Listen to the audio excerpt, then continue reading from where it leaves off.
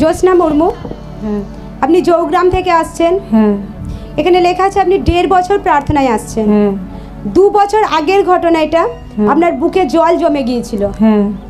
এর ফলে কি কি অসুবিধা হচ্ছিল সেই সময়গুলো আপনি সব কিছু খুলে বলুন। মানে আমার খুব কষ্ট হতো তখন, মানে কাজ বাজ করতে পারতাম না, নিঃশ্বাস নিতে পারতাম না, বুকটা চেপে সব সময় ধরে থাকতাম। আপনার শ্বাস প্রশ্বাস নিতে প্রচণ্ড পরিমাণে কষ্ট হতো। আপনি বলছেন যে আপনি বুকে হাত দিয়ে থাকতেন, চেপে ধরে থাকতেন, এত আপনার কষ্ট হতো। আর কি কি প্রবলেম হতো আপনি সব কিছু বলুন। খাওয়ার সময় মানে যখন খেতে যেতাম তখন মানে মনে করতাম যে আটকে যাচ্ছে গলার মধ্যে। খাবার খেতে গেলে মনে হতো যেন আটকে যাচ্ছে। হ্যাঁ। আর কি হতো বলুন। এখানে লেখা আছে হাঁটা চলা করতে আপনার প্রচণ্ড পরিমাণে অসুবিধা হতো। কাজ বাজও করতে পারতাম না। আপনি যখন হাঁটা চলা করতেন তো প্রচণ্ড কষ্ট হতো, আর যখন আপনি বসতেন তো বুকে হাত চেপে রেখে আপনি তারপরে বসতেন। ভালো ঘুম হতো না আপনার। না। এখানে লেখা আছে যে আপনি কেমনভাবে ঘুমাতেন আপনি, মানে আমি কাঁধভাবে সবসময় শুয়ে থাকতাম, কাঁধ করে। আপনি সোজাভাবে শুতে পারতেন না, প্রচণ্ড পরিমাণে বুকে কষ্ট হতো। আর এর জন্য আপনি চিকিৎসা করান। হ্যাঁ। সেখানে চিকিৎসক কি বলছিলেন? বলছে আপনার জল জমে গেছে বুকে আর টিবি হয়েছে। আপনি প্রথমে কোথায় ট্রিটমেন্ট করান? প্রথম আমাদের জৌগ্রামে। হ্যাঁ, সেখানে কি বলছিলেন চিকিৎসক? তখন বলছিল বুকে জল জমে গেছে। ওখানে বলে যে বুকে জল জমে গেছে। তো তারপরে কি হয় বলুন। তারপরে আমাকে বর্ধমান হসপিটালে মানে যেতে বললো, আর ওখানে ভর্তি নিয়েছে। ওখানে চিকিৎসক জৌগ্রামে যখন আপনি চিকিৎসা করেন আপনি 5 বার ডাক্তার দেখান। আর তারপরে ডাক্তার দেখানোর পর বলে যে আপনার বুকে জল জমে গেছে, টিবি হয়েছে। তো এর কারণে আপনাকে অনেক রকম মেডিসিন দেন, কিন্তু মেডিসিন ব্যবহার করার পরও কোনো রকম আপনি সুস্থতা আপনার জীবনে দেখতে পাচ্ছিলেন না।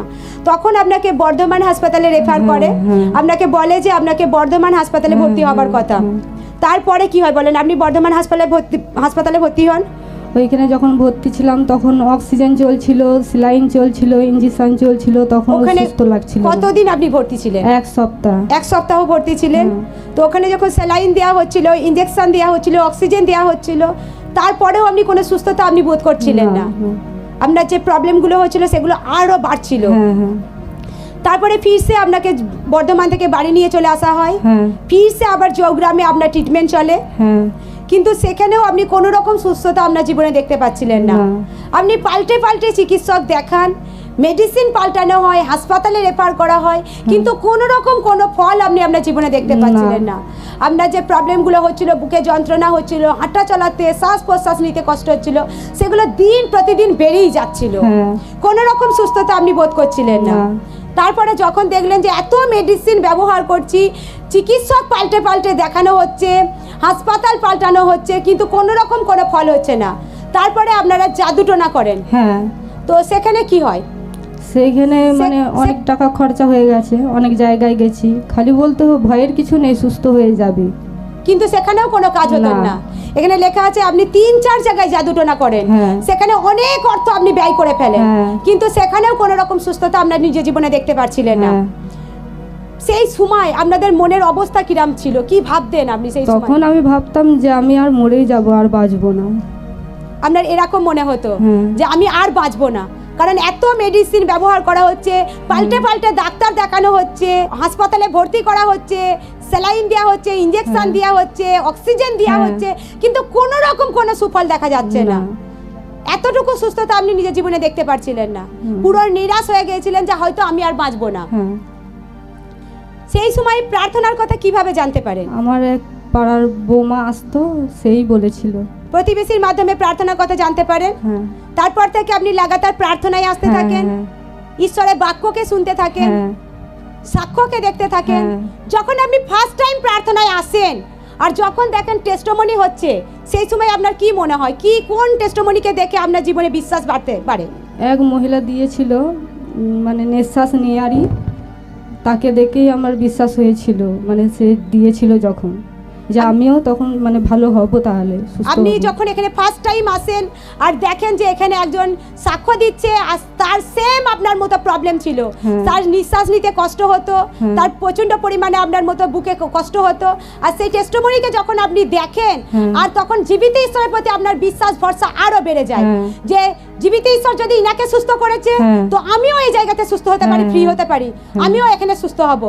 আপনি লাগাতার প্রার্থনায় আসতে থাকেন, হ্যাঁ। ঈশ্বরের দাস তারা ওয়ার্ডকে নিজের জীবনে রিসিভ করতে হ্যাঁ। থাকেন। ঈশ্বরের দাস যখন রোগের দুষ্ট আত্মার জন্য ফায়ার প্রার্থনাকে হ্যাঁ। করতেন, সেই ফায়ার প্রার্থনাকে আপনি নিজের জীবনে আশীর্বাদ হিসেবে গ্রহণ করতে হ্যাঁ। থাকেন। হর এক আপনি ওয়ার্ডকে নিজের জীবনে গ্রহণ করতে থাকেন, হ্যাঁ। অভিষিক্ত তেলকে লাগাতার ব্যবহার করতে থাকেন, হ্যাঁ। আর ধীরে ধীরে জীবিত ঈশ্বর আপনাকে সুস্থ করে, ফ্রি করে। হ্যাঁ। এখন আপনি সম্পূর্ণ সুস্থ আছেন, হ্যাঁ। ফ্রি আছেন। সুস্থ। জোর সে মহিমক জীবিত ঈশ্বরের নামে, জোর সে জোর সে জোর সে জোর সে জোর সে জোর সে মহিমক জীবিত ঈশ্বরের নামে। Hallelujah, hallelujah, hallelujah. হালেলুয়া, জয় যিশু। সকলে ধ্যান সহকারে শুনবো। ইনি বলছে এর বছর প্রার্থনায় আসছেন, 2 বছর আগের ঘটনা ইনার। 2 বছর ধরে ইনার বুকে জল জমে, 2 বছর আগে ইনার বুকে জল জমে গিয়েছিল, আর এর কারণে ইনার বুকে প্রচণ্ড পরিমাণে যন্ত্রণা হচ্ছিল, শ্বাস নিতে উনার কষ্ট হচ্ছিল। উনি বলছেন উনি খাবার খেতেন তো উনার এটা মনে হতো যেন গলায় আটকে যাচ্ছে, উনার হাঁটা চলা করতে অসুবিধা হতো। উনি যখন বলছেন যে দাঁড়িয়ে যখন থাকতেন আর যখন উনি বসতেন তো সেই সময় উনি বসতে পারতেন না, বুকেতে হাত ধরে চেপে উনি বুকে, তারপরে উনি কষ্টের সহিত উনি বসতেন। তো এইভাবে যখন চলতে থাকে উনি চিকিৎসা করেন, তো বিভিন্ন রকম রিপোর্ট করানোর পর চিকিৎসক বলেন যে উনার বুকে জল জমে গেছে, টিবি হয়েছে। তো সেই অনুসারে যখন চিকিৎসক উনাকে মেডিসিন দেন, ওই মেডিসিন উনি লাগাতার ব্যবহার করতে থাকেন, কিন্তু লাগাতার মেডিসিন ব্যবহার করার পরও উনি সুস্থতা উনি নিজের জীবনে দেখতে পাচ্ছিলেন না। যখন চিকিৎসক দেখছেন যে উনি আর কোনো রকম সুস্থতা পাচ্ছেন না, তখন চিকিৎসক উনাকে বর্ধমান হাসপাতালে রেফার করে দেয়। উনি যখন বর্ধমান হাসপাতালেতে উনাকে ভর্তি করা হয়, উনি 7 দিন সেই বর্ধমান হাসপাতালেতে থাকেন। উনাকে অক্সিজেন দেওয়া হয়, স্যালাইন দেওয়া হয়, ইঞ্জেকশন দেওয়া হয়। 7 দিন ধরে যখন ওনার লাগাতার ট্রিটমেন্ট চলে, মেডিসিন চলে, কোনো রকম কোনো সুস্থতা উনি নিজের জীবনে দেখতে পাচ্ছিলেন না। হালকা ভাবও উনি যে নিজের জীবনে সুস্থতা উনি ফিল করতে পারছিলেন না।